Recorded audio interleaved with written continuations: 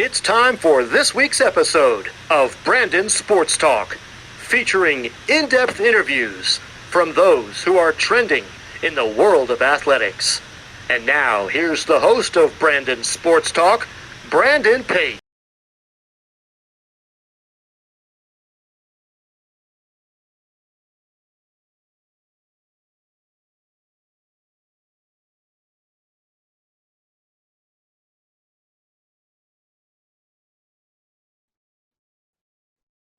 Welcome back to Brandon Sports Talk. In today's episode, I have the privilege to interview the Canada Rugby Player, Alysha Corrigan. How are you doing today? I'm great. How are you? I'm doing good. Can you talk about how you knew that you wanted to play professional rugby? Well, I started off in high school. Both my sisters played through high school. It was kind of just the thing to do. I never really thought that it was gonna end me up here. So I just fell in love with it from the moment I started playing, and then it was just something as I kind of kept playing that I wanted to pursue and play for my country. Of course, did you play rugby in college? Yes, so I played in university. I went to the University of Prince Edward Island, and then I went to Acadia for my final year. What was that like getting to play rugby collegiately? Yeah, no, it's such a great experience. In Canada, that's kind of our pathway for the national program through 15s. So everybody kind of goes and plays throughout their universities, and then the national coach watches those games and kind of makes a long list between a bunch of different ways, but that's one of them. So, it's fun. You get to play with your friends. You're still in the university environment. You go to school, you have to have that balance of things. But yeah, no, it's a great experience. Of course, after your collegiate rugby career, what was it like joining the club of Charlestown? Yeah, so my club actually started after I was in university. So we started the club back in, I don't want to say it because I don't want to get it wrong, but it's not very old. So I got the pleasure of playing on the first team, and we actually won the trophy that year. So that was pretty exciting. It was awesome to finally get a team going on PEI. So we play in Nova Scotia and against those teams. So it is a big commitment for girls. They give up their Saturday to travel, 5, 6 hours. But yeah, no, it's an honor to put on that shirt for PEI. There's not that many opportunities too. So yeah, it's good fun. What was that like, obviously starting in the inaugural season and getting to play for PI? Yeah, no, it's good. I played with PEI and Nova Scotia. So between those two teams, I play Nova Scotia for nationals. So just because PEI isn't big enough right now to put out a team to go to nationals, we kind of do an Atlantic team, just so it's a bit more competitive. So that's fun as well, getting to play for both teams, and you get to meet that many more people. What was the feeling like when you made the national Canada team? So I got for U20, I got my first, or I got my email. I finished work. I was checking through my emails. It's probably 9:30 at night, and I got an email, and it was like, "Hey, you made the U20 Canada team." And I kind of like looked at it, and then I was with my coworker, and I was like, "Is this real?" I was like, "Oh my gosh!" And I had no idea that that was even like gonna happen, or So it was very overwhelming. It was exciting, and then kind of that led me to the senior national team, and just being able to get your first cap is always surreal and emotional in so many ways. So yeah, no, it's great. Of course, what was that feeling like getting to play with the U19 team? Yeah, so we actually in Canada we go U20. So we used to have kind of like U18, but now it's just U20 senior women. So yeah, it's fun because a bunch of those girls that I played with in U20 are now here with me today on the national team. So it's fun to kind of joke about what happened 5, 6 years ago, and now we're together still on the same road, on the same journey, trying to achieve the same thing. So no, it's awesome to be able to reconnect with people course, how is it different than playing with the senior team now and getting to put on that senior national jersey?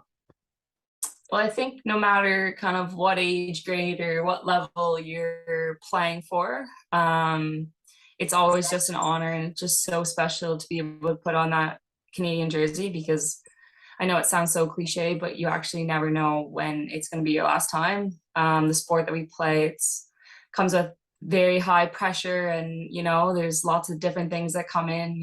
Life in general comes into it as well. So you don't really know when it is going to be your last time. So it's just take it all in and make sure that every moment that you put on that jersey, it's special, and you're grateful for it. How is it like preparing for your first cap? Well, my first cap, it was in 2018, and we were over in Scotland. We did like a 4-game tour. We played 2 in England and then Wales and Scotland. So I got to get a jersey for the last game against Scotland. I actually lost my cleats that week, so I was a bit stressed. I went out the morning of the game, got a new pair of cleats. But yeah, there's comes with loads of nerves, excitement. You try to put all like the emotions aside and you just go out and you play rugby. But no, it's pretty special and it's a moment you'll never forget. What were some of your favorite memories during that game that you got your first cap at? It was a close game. So it was a bit stressful. But we got the win in the end, so that's always nice. But I think it's just the people that you share it with will always be special. You have somebody like Laura Russell handing you your first cap after the game, so that makes it pretty cool. Somebody that you always look up to, and you wanna. She's your captain, so yeah, just moments like that, and the people that you share it with are the ones that you remember. Of course, for my listeners that don't know, what is rugby and how do you play it? So rugby is a game. It's pretty violent. It's 15 people versus 15 people if you're playing 15s. There's a load of laws that I still don't know, probably all of them. So it's a bit confusing for people that are watching. It's 80 minutes long. You can't pass the ball forward. You pass it backwards, and yeah, there's a whole lot of fun stuff in between to watch.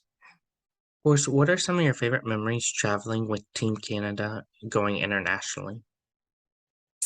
We have been so lucky to be able to travel to so many cool places. I would say up there is the last trip that we were just on to New Zealand. It was my first time in New Zealand, so that was pretty cool. We didn't have a crazy amount of time to do too many things, but they had loads of good coffee shops and they had really nice scenery, so that checks the things off for me. How was that experience like traveling to New Zealand and getting to play against the New Zealand team? Yeah, so it's always a battle. It's pretty special to be able to play really any test match. So we played the Black Ferns, we played Australia, and then we played USA.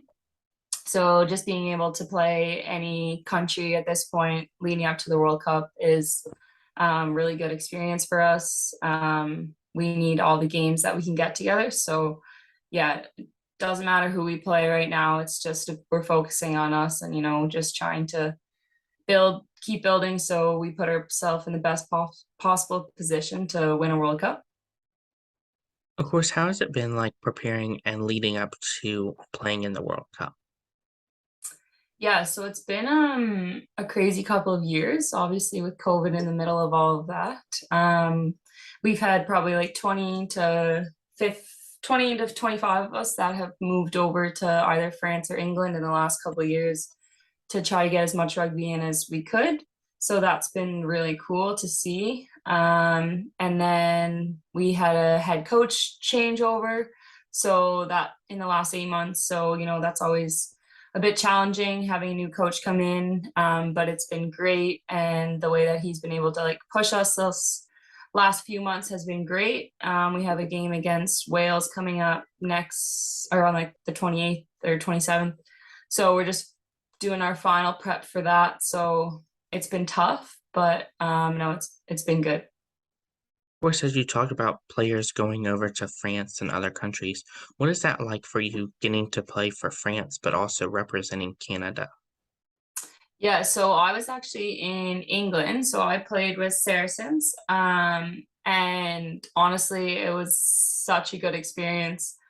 I was there for like 1.5 seasons. I went over halfway through my first year, and we fell short of winning the finals. So I went back for the next year, and I got to do the whole preseason. I got to do the whole year. So, being able to play with some of the best players in the world right now and learn from them and just be in kind of like a professional environment has helped grow in my game so much. And we got to get the cup back this year, so it felt good to get that win.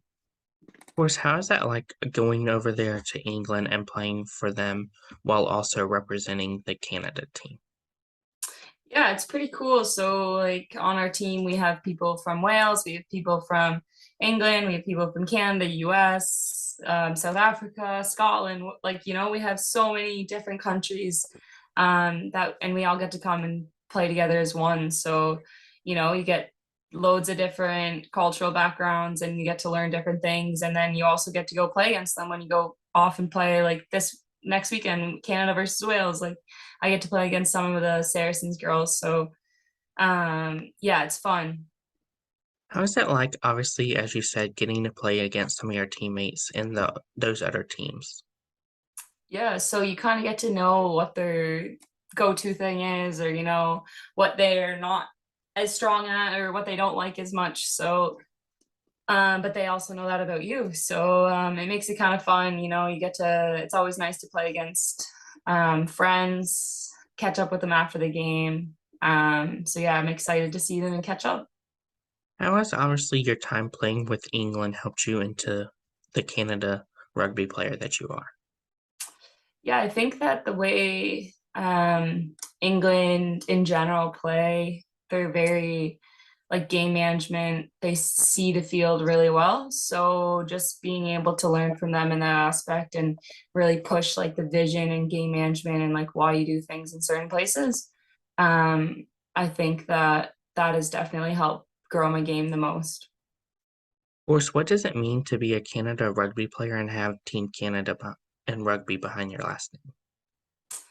Yeah, I think it's pretty cool. It's special. Not too many people get to have that. You take it with great pride and honor, but at the end of the day, we're still human and, rugby just comes along with it. So, yeah, it's special, but you don't get too hung up about it. How does it feel to obviously get to have the Canada maple leaf flag on your chest? Yeah, it's pretty cool. It's special. Again, when you wear it, you're honored, and it's like I said before, it's you never know if it's going to be your last time. So yeah, you just take it all in and enjoy it. What are some of the routines and rituals that you do to prepare for the rugby match? I try not to be too superstitious because I don't like to like be away in a different country and they not have the things that what I like. I usually just eat oatmeal in the morning. Um, I put my left cleat on first, but that's not like any superstitious way. It's just always the way it happens. So it's probably just my brain always now saying put your left boot on first. But yeah, I don't tend to have any other, I try not to at least. What is that feeling like for you to get to meet your fans and obviously internationally and when you're representing Canada? Yeah, I think it's always special to be able to share, the moments with your fans and, your family, friends, whoever's there to watch after the game. Um, it's always exciting to have fans in the crowd. They make the game so much better. And it's cool to be able to see little girls in the crowd, and they're inspiring to be you someday. So yeah, it's always just nice to be able to connect with everybody after and chat, and they make it exciting for us, and we just hope that we're inspiring them to someday put on the Canadian shirt or whatever shirt it is that they're cheering for. What was that feeling like the first time you saw a fan wear your jersey? Yeah, pretty cool. Um, there's this one little girl who comes to all the Saracens games, and she has photos of us all, and she does interviews, and she's the cutest kid ever. So yeah, she's pretty cool. She's our number one fan. She's been to everything. So yeah, it's moments like that that you're gonna remember. Of course, how was the first time you signed your autograph for fans? When was the first time, or how was it? How was it like? Oh yeah, it's always cool, but you also have to practice your signature. At first I was like, oh my gosh, I need to come up with a signature. So yeah, it's always funny whenever you're trying to like tweak your signature or something, but I think I got it down now. Who are some of the people that you look up to in the sport of rugby? Oh gosh, the list could the list is too long. I mean, you have somebody like Laura and Kelly Russell. I get to play with Laura. I got coached by Kelly. They're two legends in the Canadian rugby world, so that's always special. I got to play with Karen Packin in the sevens. It was actually her last sevens tournament, so getting to play with her in sevens was incredible. Um, those people just are Canadian rugby in and out. They work hard. They're always grinding. The passion that they have for the game is incredible. So, just trying to strive to be anywhere near them is what I'm trying to do. Who are some of the most influential people in your career that have shaped you into the rugby player that you are? I think I'd have to, say my family. My mom has been a huge part in just supporting me through this crazy journey, shipping me off to taking me to this place and taking me to that place, and hopping on a plane with me here. My dad has been there as well. He's supported me all the way through. My sisters, the amount of times that my sister Sydney, I played with her in university, so the hours that she spent with me after kicking or passing, they're all part of the rugby journey, and I would not be here without any of them. What are some of your future plans in the sport of rugby? Ooh, it's a loaded question. I'm just gonna try to get to the World Cup here in the next couple of months and focus on that, and then whatever happens after happens after. England, I'm signed with Series to go back in January, so that's kind of the plan. So hopefully we can go win another Prem title. Of course, what advice would you give those college rugby players that are looking to play in college and one day make a national team? I would tell them to keep working hard, and